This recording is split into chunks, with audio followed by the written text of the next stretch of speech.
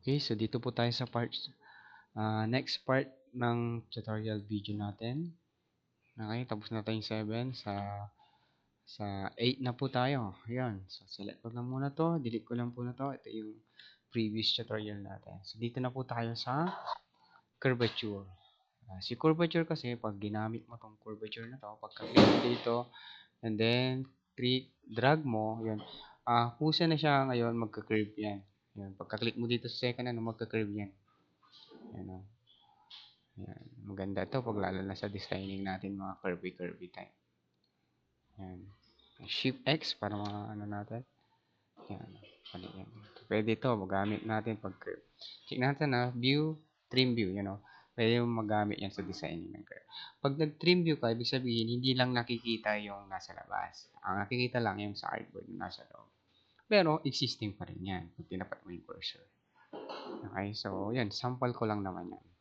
So, another thing, paano siya gamitin? Example, kung nag-pen tool ka dito, straight line, straight line, straight line, straight line, straight line. Kung gusto mo siyang i-curve, punta ka ng curvature, click mo dito, pwede mo ma-curve yan. Yan, yung trabaho niya. Kusang magdadagdag ng points yan. Okay? So, yan, ganun lang yung curvature. Next tayo ulit sa type, sa type tool. Okay? Dito, click po natin yan. Magta-type tayo, parang sa Microsoft Word din po ito. Alright. So, click ko po dito. Magta-type tayo. Yan, Lorem Ipsum. Pag may Lorem Ipsum po dyan na word, ang tawag po natin dyan ay placeholder text. Sa assessment ay bawal po ang placeholder text. Okay, so we will try to type a word. So, type na lang natin example ng school. So, Saint, caps lock ko na lang, Saint Michael Art Angel. Tapos, technological.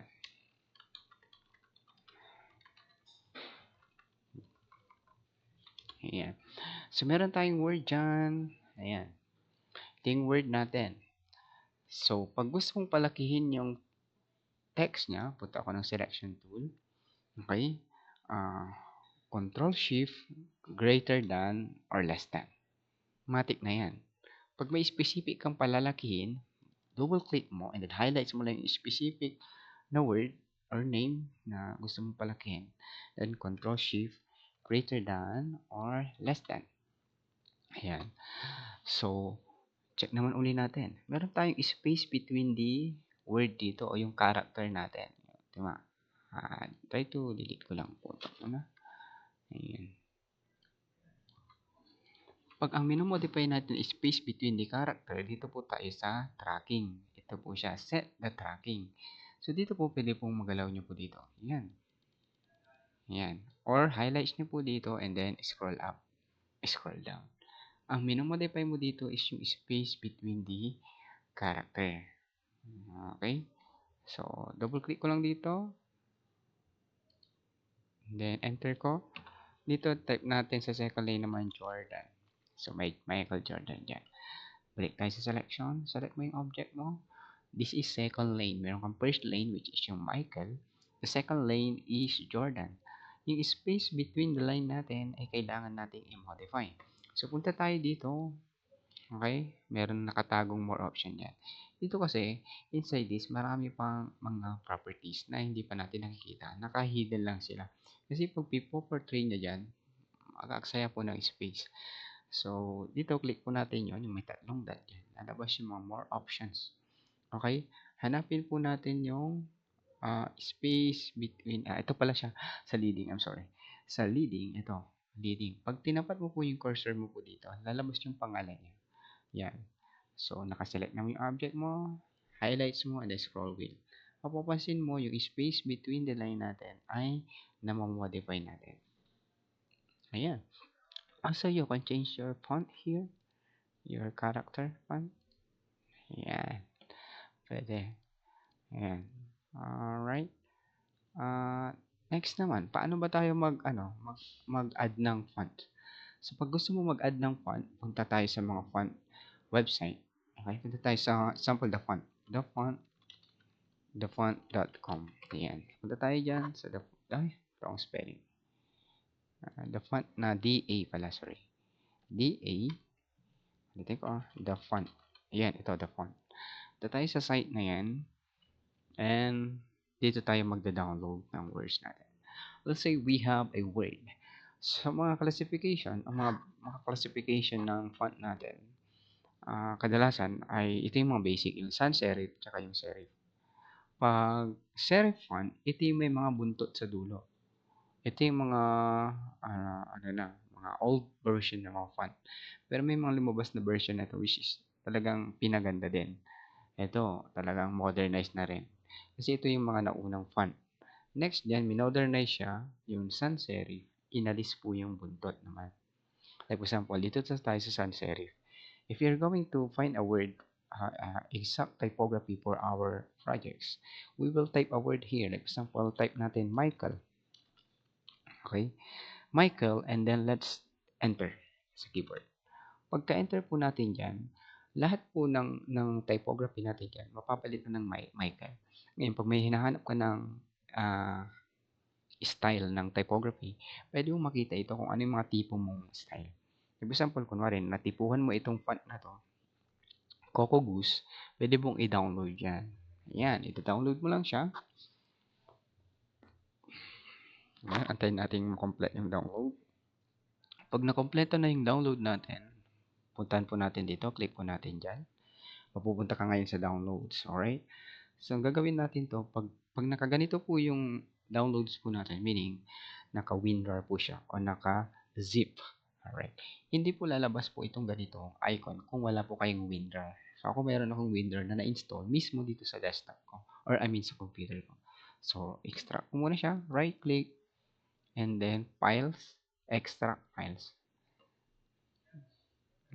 Ang purpose po niyan guys, para ma-contain yung isang file na kung saan baka minsan meron po siyang daladalang virus. Kaya mas mainam na lang po na i-contain po natin siya sa isang parang naka-zip po siya, nakalagay sa naka-contain siya.